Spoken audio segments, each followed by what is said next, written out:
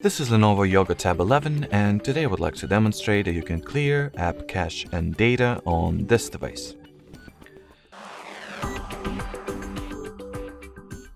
So that's a very straightforward and simple process. You're gonna simply open Settings, then find and enter the Apps category, then go for the See All Apps option. Then find and open the app that you would like to remove the data for. Onwards, go for the storage and cache section over here. And if you would like to remove only app cache, well, do so by tapping at the clear cache option. Or if you would like to remove all app data, go for the clear storage.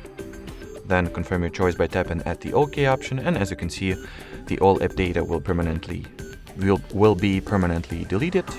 The such app data includes files, settings, preferences, databases, and other miscellaneous app data such as certificates, saved credentials. So, well, once you are sure, tap at the OK to confirm, and well, that will be it. So, thanks for watching, and bye-bye.